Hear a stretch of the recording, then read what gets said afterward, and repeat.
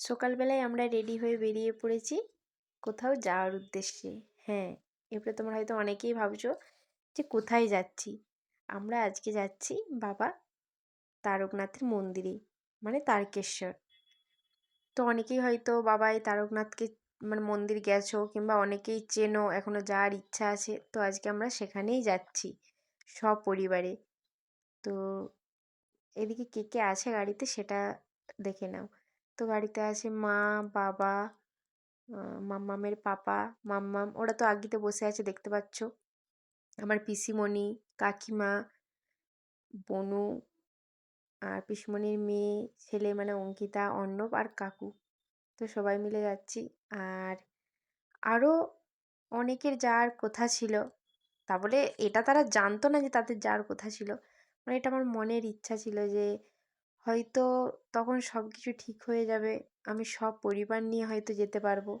হ্যাঁ, এখনও এখানে পরিবারের সবাই আছে, কিন্তু অনেকেই নেই, মানে থেকেও অনেকেই নেই। তো যাই হোক, তাদের আমাকে ভালো লাগেনি, আমি তাদের কাছে খারাপ, আমি ভুল করেছি, তাই হয়তো তারা আমার কাছে নেই, আমি তাদের কাছে নেই। তো এটাই। তো যাই হোক, একটা কথাই বলবো যে একটু ভেবে দেখো, আমিই কি খারাপ? শুধু আমিই খারাপ, তাই না? তো এইটুকুনি বললাম। তো যাই হোক, হয়তো আমারই দোষ, দোষ তো কারোর দিয়ে লাভ নেই। তো আমার কপালটা খারাপ, তো তাই হয়তো আমি সবাইকে নিয়ে যেতে পারিনি।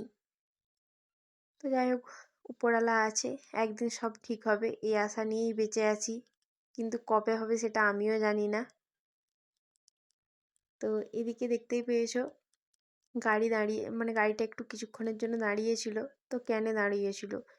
তো ওখানে অঙ্কিতা যেহেতু পেছনে বসেছিল, তোমরা দেখতেই পেলে। তো ওর তো একটু গাটা গোলাচ্ছিল, শরীর খারাপ লাগছিল, তো সেই জন্য সামনের দিকে এসে বসলো। তো সেই জন্য একটু গাড়িটা দাঁড়িয়েছিল। তো এখন তো আমরা প্রায় অনেকটা রাস্তায় চলে এসেছি। তো এখন আর একটু রাস্তা যেতে বাকি আছে। আর একটা কথা বলে দিই, মাম্মামের এই মানসিকটা কিন্তু আমিই করেছিলাম। এই তারকেশ্বর যা আজ হয়তো আমার প্রথম না, আমি অনেক ছোট থেকে তারকেশ্বর মানে গিয়েছি, কিন্তু বিয়ের পর আজ তেমন একটা যাওয়া হয়নি, তেমন একটা বলতে যাওয়াই হয়নি। তো আবার বিয়ের পর এই প্রথম যাচ্ছি। বিয়ের আগে অনেকবারই গেছি মা বাবার সাথে।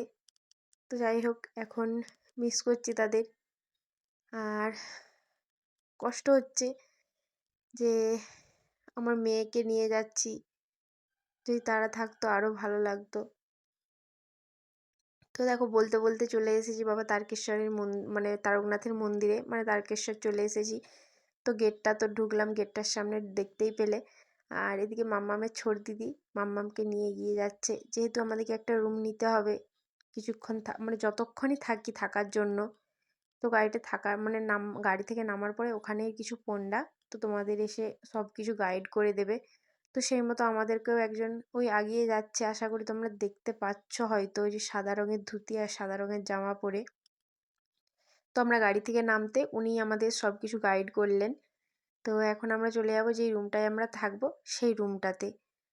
আর মানে 6-7 বছর আগে যখন এসেছিলাম তখনও যেরকম দেখেছিলাম এখনও সেরকমই আছে, সব কিছু একই আছে বলা চলে প্রায়।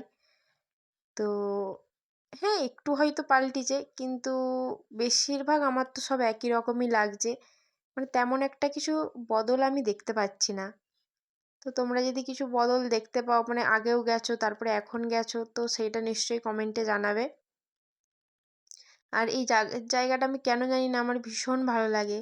আর একটা কথা জেনে রাখবে, যে যতদিন না তোমাকে মানে যতদিন না তোমাদেরকে বাবা টানাচ্ছে ততদিন তোমরা পারবে না আসতে, যতই বলো যে হ্যাঁ আজ যাব কাল যাব, বাবা না টানালে কখনোই আসা সম্ভব নয়।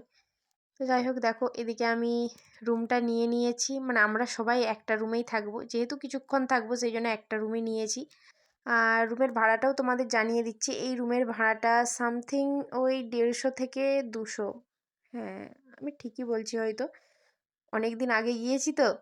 তো ভয়েস ওভারটা অনেক পরে দেওয়া হচ্ছে, আশা করি তোমরা এখন মাম্মামের ভিডিও দেখলে বুঝতেই পারবে যে মাম্মামের এখন হালকা হালকা মানে চুলও গজিয়ে গেছে। তো আশা করি তোমরা বুঝতেই পারছো কতদিন আগের ভিডিও আমি এডিট করে উঠতে পারিনি। আর আরেকটা কাণ্ড হয়েছে জানো তো, এই ভিডিওটাতে আমার আগেও একবার ভয়েস ওভার দেওয়া হয়ে গিয়েছিল, তো কোনো কারণবশত সেটা ডিলিট হয়ে গেছে। তো ফেরত আমাকে আবার এইটাই ভয়েস ওভার দিতে হয়েছে। তো যাই হোক, দেখতেই পেলে আমরা ওখানে রুমে সব কিছু রেখে দিয়ে তো পণ্ডাকে কত কী মানে কোথায় কী পুজো দেবো, কোথায় কী কত খরচা হবে সেই কিছু সব মানে টাকা দিয়ে কে কে পুজো দিবে, কার পুজো দেওয়া হবে সেসব দিয়ে আমরা এখন চলে এসেছি মাম্মামের চুলটা কাটানোর জন্য। তো মাম্মামের এই চুল থাকা অবস্থায় দেখে নাও। তো এরপরে যখন আবার ওর এরকম চুল হবে তখন তোমরা দেখতে পাবে, তখন হয়তো আরও একটু বড় হয়ে যাবে। তো যাই হোক, এবার মাম্মামের চুলটা কাটা হবে। তো মাম্মাম এখন টাকলু হয়ে যাবে।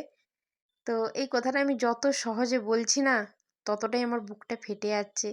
কারণ এটা ওর একদম আমার পেটে থাকা অবস্থায় চুলটা ভীষণ কষ্ট হচ্ছিল। মানে এখন যতটাই আমি তোমার মানে হেসে ভয়েস ওভারটা দিচ্ছি না, এখন যে ভয়েস ওভারটা দিচ্ছি এখনও আমার বুকের ভেতরটায় কেমন জানি করছে। আর তখন তো আমি তো কেঁদেই ফেলেছিলাম, ভীষণ কষ্ট হচ্ছিল। মানে মাম্মাম তো ছোট, ও তো অত বোঝে না, তাও একটু টুকটাক কাঁদছিল। তো আর দেখো এদিকে ওকে ফোন দিয়ে দেওয়া হয়েছে যাতে ও কান্নাকাটিটা একটু কম করে।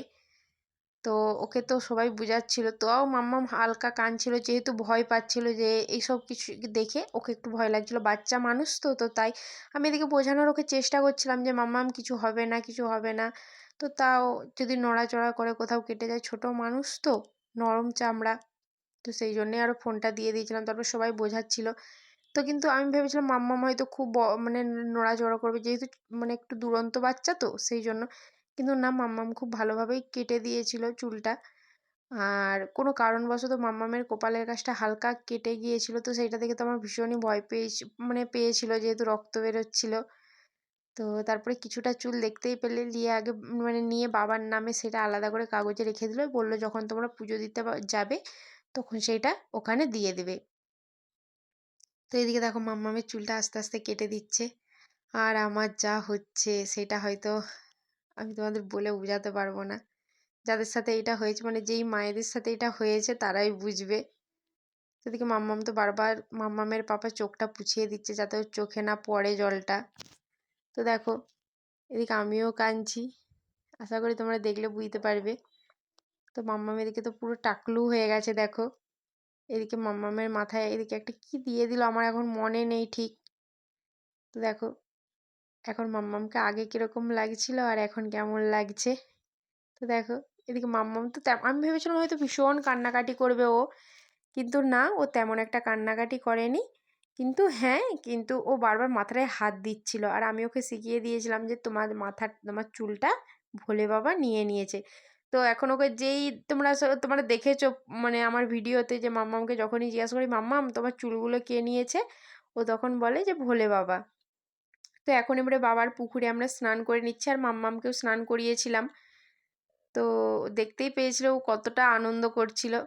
তো এখন তো এর আগে আমরা পুজো দিয়ে চলে এসেছি যেহেতু বললো যে আজকে একটু খালি আছে।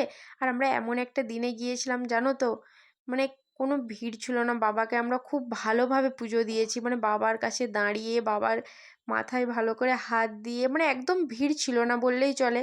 তো আমরা আগে পুজো দিয়ে তারপরে এদিকে আবার পুকুরে এসে দণ্ডি কাটছি। তো আমরা এক পাখি করে দণ্ডি কেটেছিলাম। আর এখানে হয় কাকু, বাবা আর মাম্মামের পাপা দণ্ডি কাটেনি, তারপরে আমরা সবাই দণ্ডি কেটেছিলাম।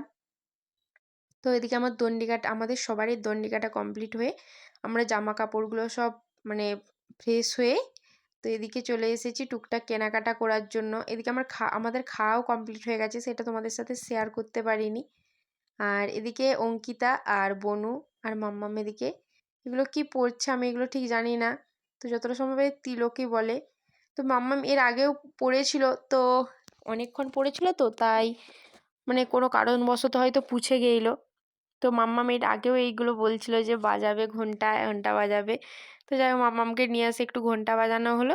তো এখন আমরা বেরিয়ে পড়েছি বাড়ি যাওয়ার উদ্দেশ্যে। আর এদিকে দেখো মাম্মাম তো সব জায়গায় দুষ্টুমি। তো এদিকে মানে এদিকে এত খেলা করছে, এত ছুটছে, মানে এখানে ও যেমন এর আগেও অনেকবার এসেছে, তো আমার থেকেও বেশি মনে হচ্ছে ওই এসেছে। তো দেখো এদিকে মাম্মামকে নেড়া হয়ে কেমন লাগছে তোমরা কমেন্টে জানাবে। তো চুল থাকা অবস্থায় মাম্মামকে ভালো লাগছিল না, এখন ভালো লাগছে। তো বলতে বলতে এদিকে দেখো আমরা বাড়ির উদ্দেশ্যে রওনাও দিয়ে দিয়েছি। তো আবার হয়তো যেদিনে বাবা ডাকবে সেদিনেই আমরা আসতে পারবো, তার আগে নয়। তো দেখো এদিকে ট্রেন লাইনটা পেরোচ্ছি। আর আজকের ভিডিওটা তোমাদের কেমন লাগলো নিশ্চয়ই কমেন্টে জানাবে। আর যারা ভাবছো তারকেশ্বর আসবে তো জলদি করে চলে আসো বাবার নাম করে। আর যেতে যেতে জানো তো আমরা একটা জায়গায় দাঁড়িয়েছিলাম, তো সেখানে আখ বিক্রি হচ্ছিল। যেহেতু এখানে চাষ হয় আখটা, তো আমরা ভেবেছিলাম হয়তো দামটা অনেকটা কম পড়বে। তো আমরা সেখানে দাঁড়িয়ে আখ মানে আখ জিজ্ঞাসা করলাম কত দাম। তো দেখছি না আমাদের মানে আমাদের এখানে যেইটা দাম তার থেকেও বেশি দাম বলছে। তো ফালতু তো ওখান থেকে নিয়ে আসার কোনো মানেই হয় না। তো আমরা না দামাদামি করে বেরিয়ে পড়লাম। তো দেখো দেখতেই পাচ্ছ। তো এখন আমরা যাব বাড়ির দিকে। তো আজকের ভিডিওটা এইটুকুই। তো কেমন লাগলো জানিও।